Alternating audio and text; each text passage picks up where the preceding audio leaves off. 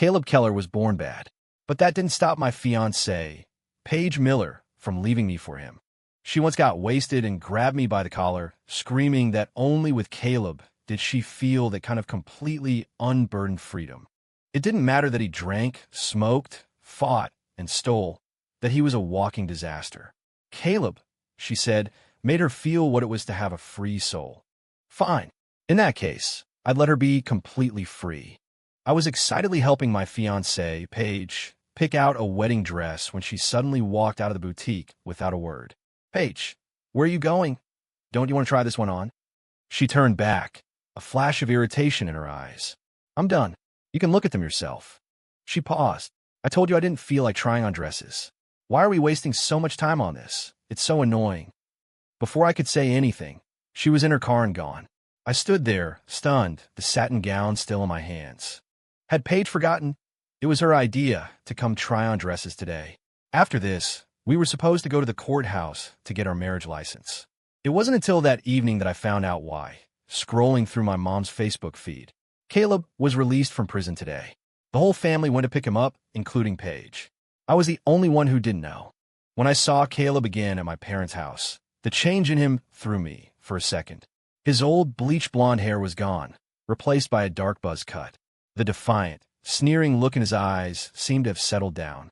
But no matter how I looked, the darkness deep in his eyes, the cruelty in the set of his jaw, was the same as it had always been.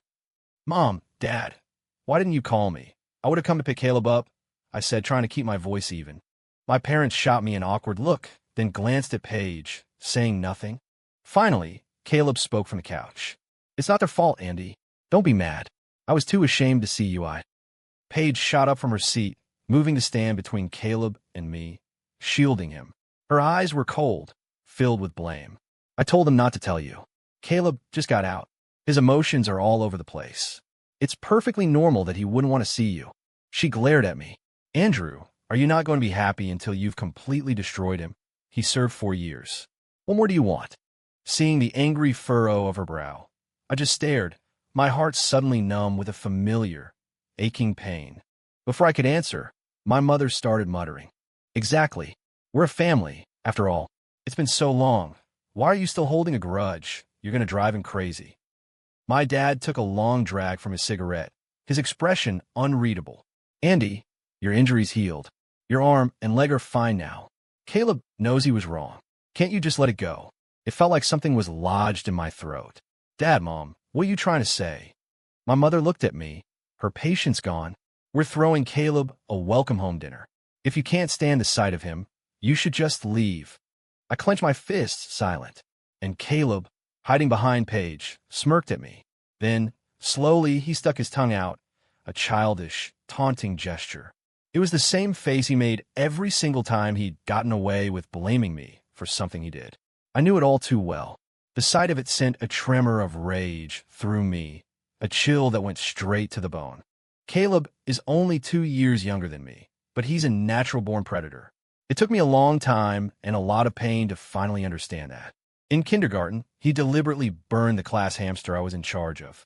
In elementary school, he stabbed the rabbit I'd raised for 3 years with a red-hot fire poker, then said with delight, "Wow, the diagrams in the science book were right."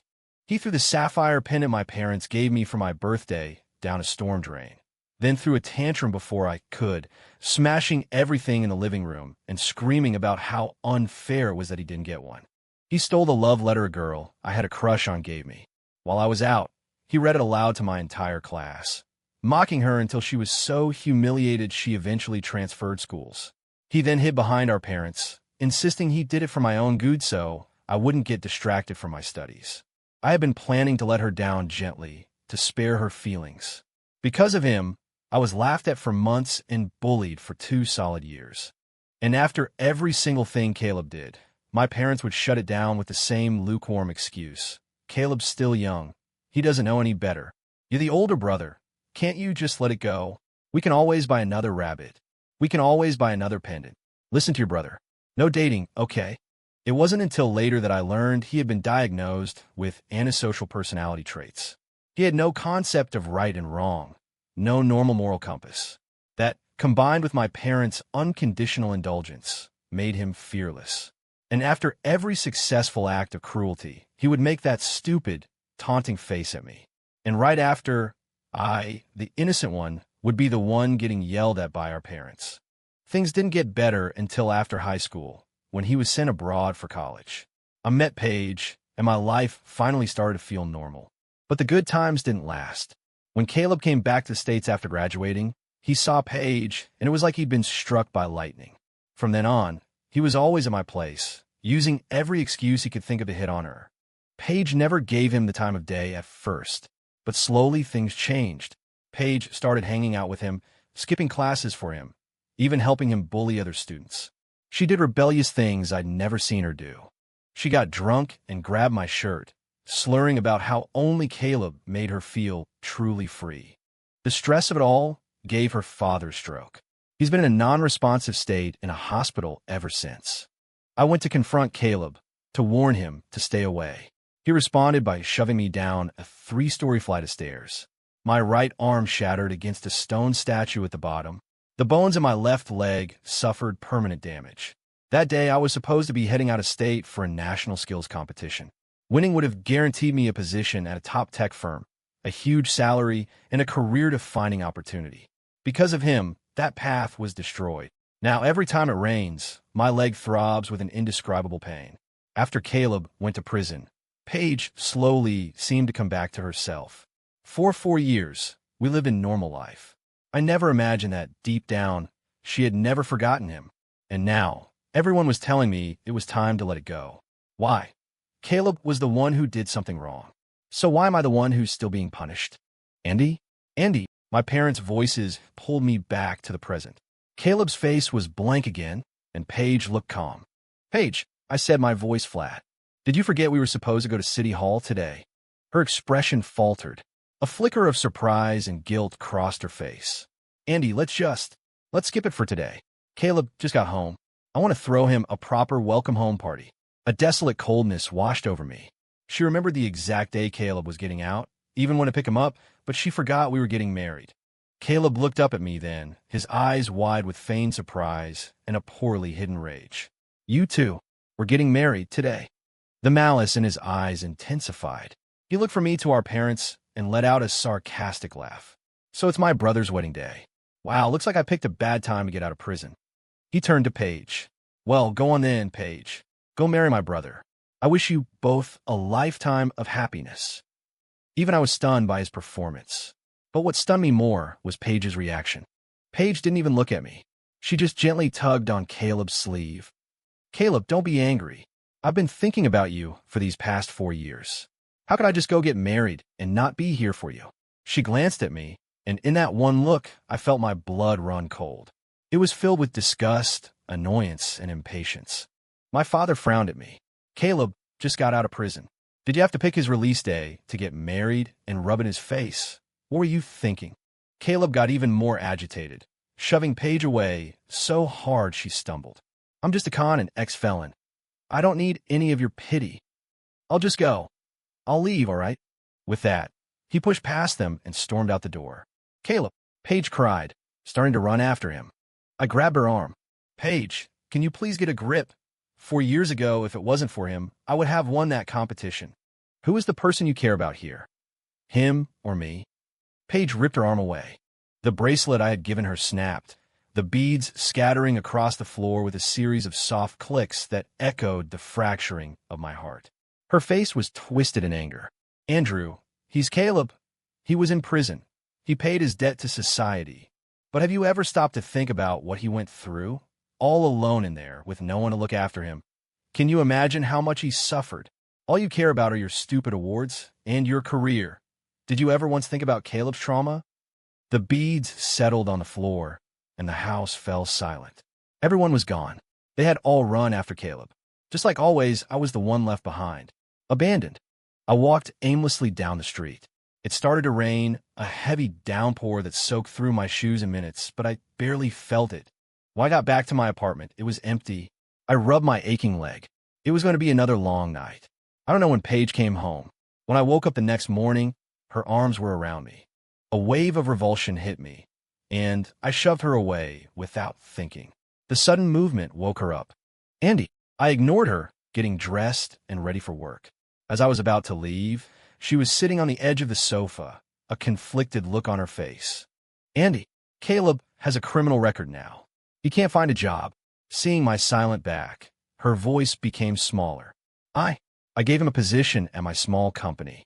Don't worry. He promised me and your parents that he's going to change. He told me to tell you he's going to work hard. My hand paused on my cufflink.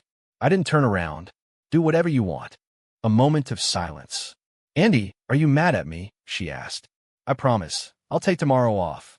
We can go get the license then. Okay. I hesitated for a second, then opened the door and left.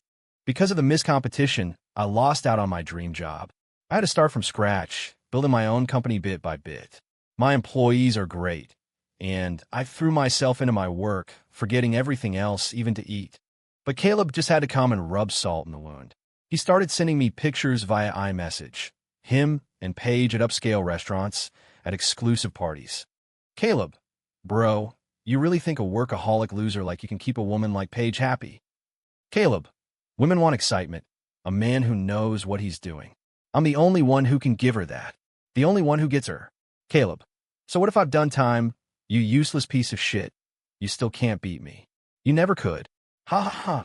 My hand was shaking. My employees looked over at me with concern, asking what was wrong, but I couldn't pay them any mind. The next two voice memos he sent made me lose control. Caleb, hey bro, just like old times. I'm going to take everything from you. Again. Caleb, I just want to see if you can protect what's yours this time. Watching you try so hard. It's like watching a pathetic little dog. Huh. A roaring filled my ears. Fighting back a wave of nausea, I called Paige. It went straight to voicemail, over and over. Defeated, I went home. The moment I opened the door, I heard their voices. Caleb's voice was urgent, disgusting. Come on, Paige, just say yes. No, I can't. I'm still getting married to Andy. Paige's voice was strained, as if she was trying to hold back, but I knew she was on the verge of giving in. I quietly pushed open the bedroom door. The sight made me want to vomit. What do you care about him for? Caleb hissed. You said you only feel alive when you're with me. I'm making you feel alive right now. Hey, maybe we can get Andy to raise my kid for me, huh? I watched as Paige's resistance crumbled into abandon. My temples throbbed. I just stared at them, my eyes burning. Then, Paige's eyes fluttered open and she saw me. She screamed. Caleb whipped his head around. The color drained from his face. I looked down at my phone, still recording, as they scrambled away from each other. Bro, how could you? For once, the ever-eloquent Caleb was speechless. Paige was far from her usual composed self. The tears I expected to feel simply wouldn't come. I suddenly had no desire to be in that room, in that life, anymore. I sent the video to my parents. My phone immediately started blowing up with their calls. I ignored them. I forwarded the video to Paige's mother and to our extended family's group chat. When I was done, I looked at Paige, who was standing frozen, trembling. Paige, I said, my voice eerily calm. This is it. We're done. I left without taking a single thing. Walking down the street, I desperately needed an escape, some kind of release, but couldn't find anywhere to go. I was standing on a street corner, trying to figure out my next move, when a hand grabbed my arm. I turned. It was a young woman. Andrew Keller. I knew it was you, she said, her voice full of surprise. I was confused. She laughed, her eyes bright and warm. And for the first time all day, something inside me stirred. You don't remember me? I'm Chloe Shun. I was the one who asked you out back in school. Chloe Shun.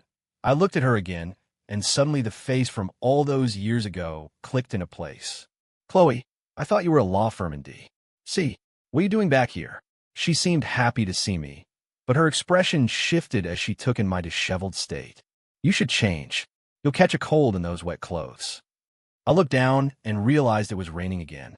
I hesitated, looking around for a cab.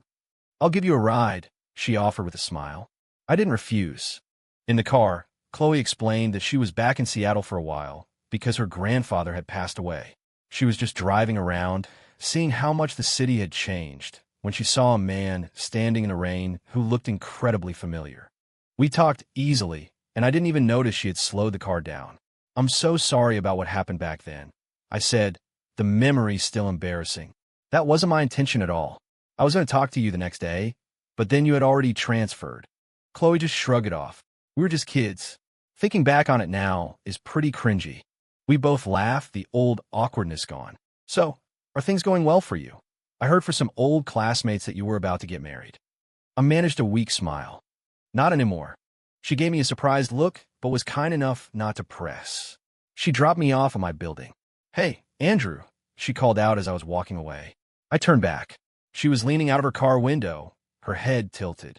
Can I get your number this time? I thought for a moment, then walked back down. Chloe, my ex-fiancée, and I bought a condo together. Since the wedding's off, I need to get my half of the money back. Could you help me with the legal side of things? She looked at me, surprised. What happened? I just smiled and shook my head. It was too much to explain. We exchanged numbers, and I left. When I got to the hotel room I'd booked, my phone buzzed. It was a text from Chloe. Chloe, I noticed you were favoring your left leg when you walk. Did you injure it?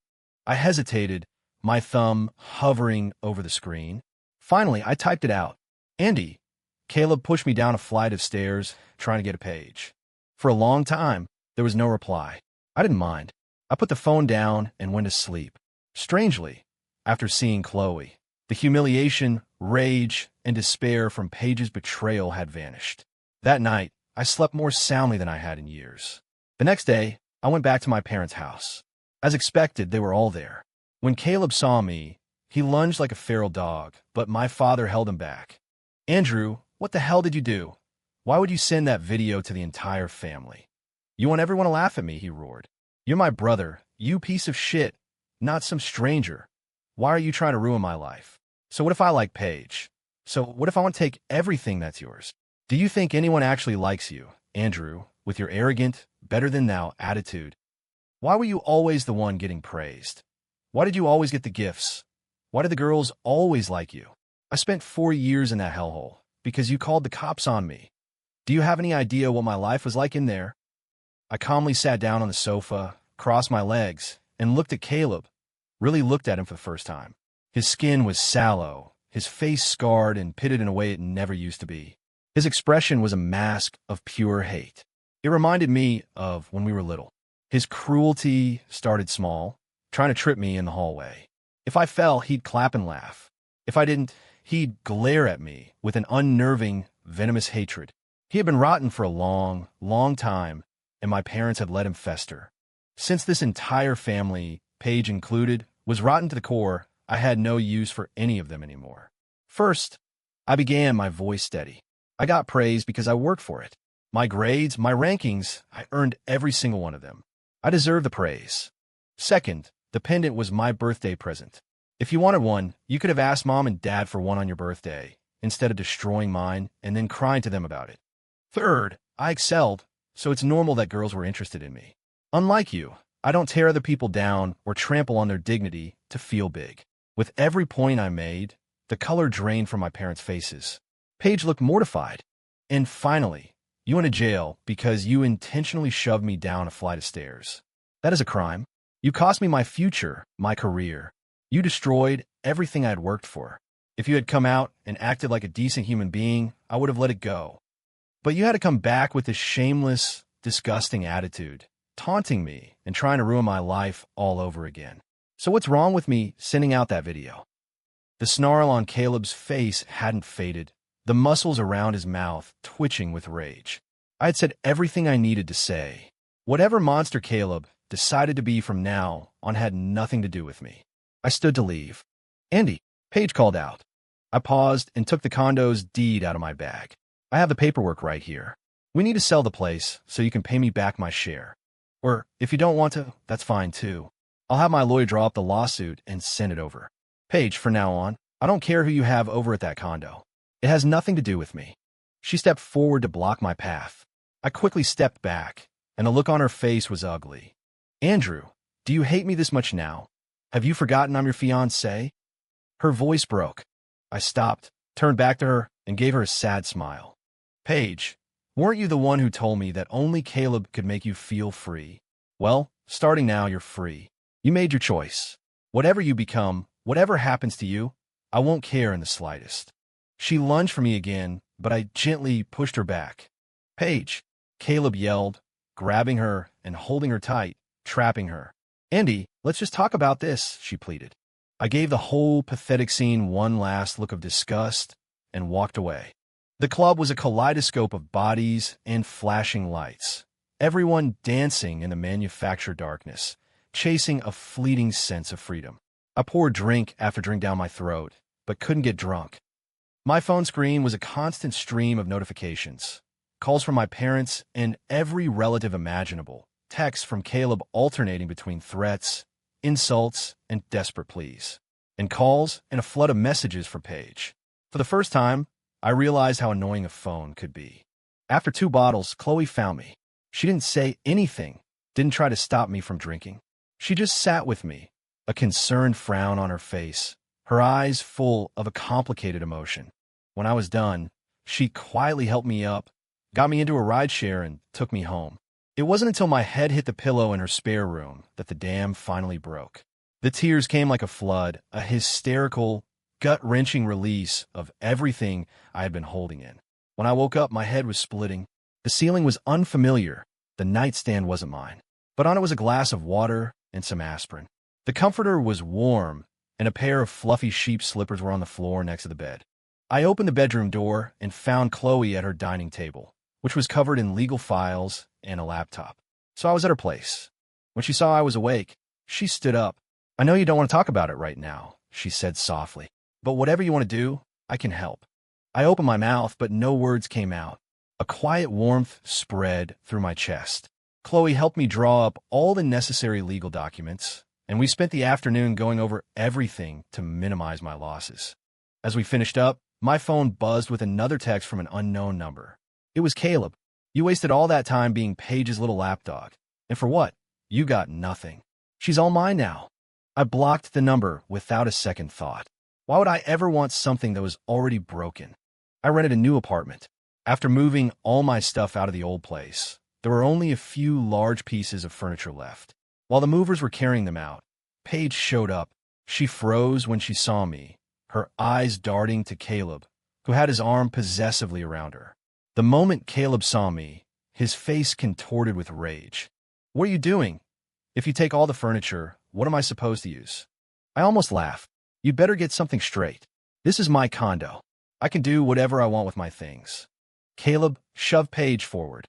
"Useless. This is the only place I feel comfortable. Go get it back for me." Paige looked at me, a hint of shame in her eyes. "Andy, maybe I could just buy your half of the condo. Caleb has a record. No one will rent to him." I just shook my head, unable to find a single good thing to say about the person she'd become. "That's your problem, not mine. The real estate agent is showing the place this afternoon. You should go." As soon as the words were out of my mouth, Caleb lunged, shoving me hard. I stumbled backward, my back slamming painfully against the divider. "Why didn't you just die when you fell down those stairs?" he screamed, his face monstrous. My heart hammered in my chest, the old terror of the fall flooding my mind. I roared at Paige. "Are you blind? He's a rabid dog. Are you just going to stand there?" She finally snapped out of it and tried to pull Caleb back, but he was too strong. He broke free and came at me again. Just as I braced for the impact, Chloe appeared in the doorway. She moved like lightning, shoving Caleb back with surprising force. In her hand was a baseball bat. "You're supposed to keep a rabid dog on a leash," she said, her voice like ice as she stared at Paige. "Didn't your parents teach you that?" Paige was too stunned to speak, but Caleb recognized Chloe. Well, if it isn't the psycho stalker who asked my brother out." "What? Couldn't get Paige, so you moved on to this one?" Chloe ignored him, grabbed my arm, and pulled me out of there. The second we were in her car, Paige came running out after us, but Chloe hit the gas, leaving her far behind. A flood of texts came through immediately. "Paige, Andy, can we please talk? Just for a minute?" "Paige, it's not what you think. I need to explain." "Paige, who is that woman? Is she that girl who had a crush on you?" I deleted and blocked her number, then rolled down the window. The cold air rushed in, clearing my head. "Are you sure you're okay with just deleting all that?" Chloe asked, glancing over at me. "Yeah, the past is in the past." She nodded, and we drove in silence for a moment. Then she spoke again. "Andy, your brother, Caleb. I think I remember him from something else." I looked at her, confused. She pulled the car into a parking garage and led me to a nearby restaurant, getting us a private booth. His name is Caleb Keller, right? She asked. I remember him not because of what happened in school, but because of something else. I think he might be connected to a major criminal case. Her words shocked me. After we ordered, she took a thick folder out of her briefcase and laid the documents out in front of me. The more I read, the more horrified I became. It turned out Caleb had never actually gone to college abroad. He was in the country the whole time. He had been living in a small, remote town a few states over, a town where people went missing on an almost daily basis. Some are later found as bodies, with organs missing. A few disappearances in a small town isn't unheard of, but what was damning was the pattern. Every time someone vanished, a large, untraceable deposit appeared in Caleb's bank account. I first came across his name years ago, Chloe explained. He was enrolled at the same university as me overseas, but I never once saw him on campus. I just figured he decided not to go. But a few years later, an old man came to my firm, begging me to help find his granddaughter. She handed me a photo of a smiling, beautiful young woman. The grandfather was certain his granddaughter had been invited to that town by Caleb. On the third day of her visit, Caleb called the police and reported her missing. The old man didn't believe it. He went to the town himself, and in Caleb's rental house, he found his granddaughter's cell phone. At first, I thought maybe she left in a hurry, but the grandfather said she had been texting him right before she disappeared. He said she was a responsible girl and would have told him if something came up. Chloe's expression was grim. 2 years ago, we finally found her. She was trapped in a brothel in an Eastern European country. One of her kidneys had been harvested. Our contacts have been trying to get her out, but it's been impossible. I know this is a lot to take in, she said, but Caleb is definitely involved in a human trafficking ring. We just could never find enough direct evidence to nail him. But he was in prison for 4 years, I said, my mind reeling. Didn't anyone look into this? Chloe shook her head. It's not that they didn't look. It's that they couldn't find anything. Someone protected him. Wipe his records clean. Someone protected him. Who? Chloe put a hand on my shoulder. This is why I might need your help. Your brother is far more dangerous than you think. She didn't have to tell me. I knew what kind of person Caleb was better than anyone. Chloe and I made a plan. She thought my sending the video to the family, while impulsive, was actually a good move. It exposed Caleb, allowing me to walk away cleanly. More importantly, it would likely make his life at home unbearable, potentially driving him back to that small town and his old operations. I had no contact with Paige, so I didn't know what her life was like. But I did see a post on my mom's Facebook page, a wedding photo of Paige and Caleb. So, she married him after all, even after everything. Well, she wasn't my problem anymore. I turned off my phone and focused on my own life. 2 months later, I got a call from an unknown number. It was Caleb. Andy, you need to get home right now. Something happened to Mom. His voice was frantic, and I could hear the sterile sounds of a hospital in the background. My heart ceased. My mother had always been healthy. Caleb had no reason to lie about something like this. I quickly told Chloe I had to leave. As I was putting on my shoes, she rushed out of her room. Wait, you forgot your jacket, she said, draping it over my shoulders. Text me when you get there, okay? Her gaze was intense, and I felt my face flush. I mumbled an okay and hurried out. But when I got to my parents' house and opened the door, a cloth was clamped over my mouth and nose from behind. A harsh, chemical smell filled my lungs, and before I could even struggle, the world went black. When I came to, I was in a small, cramped room. I was completely bewildered. Where was I? Caleb had called me about Mom. Then, it all clicked into place with horrifying clarity. My heart began to pound against my ribs. I knew why he'd come back. He was moving his operation here, to the city. More victims, easier to make them disappear. And I was his first, an act of pure spite. Just as I processed this, the door creaked open. A massive, heavily built man walked in. This the guy, he grunted. The second person to enter was my dear brother, Caleb. The soft, wounded look he used to wear was gone, replaced by a cold, predatory gleam. He was a stranger. Caleb, you never went abroad for college, did you? I said, trying to stall for time. You were running a human trafficking ring. If Mom and Dad knew, wouldn't it break their hearts? Why did you become this? He laughed, a short, sharp sound, and crouched down in front of me. Break their hearts. Why would it? They loved spending the money I sent them. If we're talking about accomplices, they're just as guilty as I am. I wanted to drag you all down into the mud with me. Is that so wrong? He sneered. Why do you get to be so perfect, so noble? I just wanted to see what you'd look like when you finally break. Ha ha. You know, you're a good-looking guy, bro. I bet you'd fetch a high price in some circles overseas. A madman. He was a complete and utter madman. You know, even after I married Paige, she couldn't stop talking about you, asking for you. It's sickening. Once you disappear, everything will be perfect. Mom and Dad will be mine. Paige will be mine. Everything will be mine. His eyes had a wild, insane glint. Yes, it will all be fine once you're gone. My blood ran cold. This was it. I was going to die here. Caleb stood up and pointed at me. Actually, I've changed my mind. My brother here is a real health nut, always working out. His organs must be in pristine condition. Let's just harvest everything. We'll get a better price that way. He said it so casually, like he was talking about butchering a pig. I struggled against the big man's grip, but he was a wall of muscle. He hit me hard in the face, and my nose exploded with pain, blood pouring down my chin. It was over. This was really the end. I closed my eyes, waiting for the needle to pierce my neck. But then there was a shout. The big man suddenly let go of me. I opened my eyes to see the room swarming with police officers. Caleb Keller, you're surrounded. Do not attempt to resist, an officer yelled through a megaphone. I gasped for air, trying to understand what was happening. Before I could, I was pulled into a warm, fierce hug. The person was breathing heavily, holding me so tight I could barely breathe. Thank God. A familiar voice choked out. I was so scared we wouldn't make it. Oh my God, Chloe. My hand slowly came up and wrapped around her. In the aftermath of terror, the simple warmth of another person was the most profound feeling in the world. Later, I found out she had sewn a miniature GPS tracker and a listening device into the lining of the jacket she gave me. Thanks to the evidence Chloe's bug recorded, Caleb was arrested for human trafficking and organ harvesting.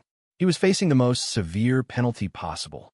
The subsequent investigation uncovered his entire network, implicating several powerful business and political figures. After Caleb's arrest, my parents were like ghosts. They couldn't understand how the sweet little boy they remembered had turned into such a monster. They would never understand that it was their indulgence, their constant excuses, that watered the seeds of his evil. I didn't go back home. Chloe and I moved abroad. There was nothing left for me in the States. Paige eventually found out what Caleb had done. Chloe told me she was desperately trying to find a way to contact me, but I had changed all my numbers and deleted my old accounts. Only a handful of people in the world knew how to reach me. So now she's desperate. Where was that energy before? Chloe fumed, hitting her steering wheel. Some people don't appreciate what they have until it's gone. Then they realize it was actually good to them. It's so pathetic. I burst out laughing. I owe you everything, Chloe. I don't know what I would have done without you. I'm sorry for all the trouble. It's not trouble, she said, her voice suddenly soft. Anything for you is just what I do. It's only for you. The sudden confession caught me completely off guard. She looked down, suddenly shy. Look, I will always respect your decision. But my feelings for you, they never really went away. You are free, and you have every right to choose your own path. I can just be here in the background supporting you. I looked at her for a long time, and then I smiled. We both knew we didn't need to talk about it anymore. Over time, my parents started calling me more. It was bizarre. Growing up, no matter what I achieved, all I ever got was a good job, and I keep trying harder. Now, they wanted to chat about the price of groceries or the neighbor's cat having kittens. I finally got fed up. Dad, Mom, I said, rubbing my forehead.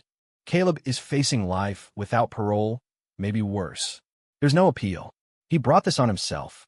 But don't worry. Even though I'm overseas, I'll make sure your retirement accounts are funded. You don't have to call me and make all this awkward small talk. You never talked to me like this before. You don't have to start now to try and bridge some gap between us. The gap is there for a reason. Why can't we just leave things as they are? The silence on the other end of the line was the longest it had ever been. For the first time in my life, I was the one who hung up. They never called me again. Another autumn, I was in the garden with my daughter, cutting roses. Chloe came marching out of the house, looking upset. What's wrong? I asked carefully, running through a mental checklist. Your birthday's not for another month. Our anniversary was back in the spring. Since we got married and had our little girl, Annie, Chloe had developed a playful, dramatic side that I adored. How is it that even after getting married, you're still so popular She pouted. What? She thrust her phone at me. It was open to a trending news article. Heiress to influencer. Live streamers fall from grace. Tearfully admits she regrets losing the one. The picture showed Paige, her eyes red, speaking into a microphone during a live stream.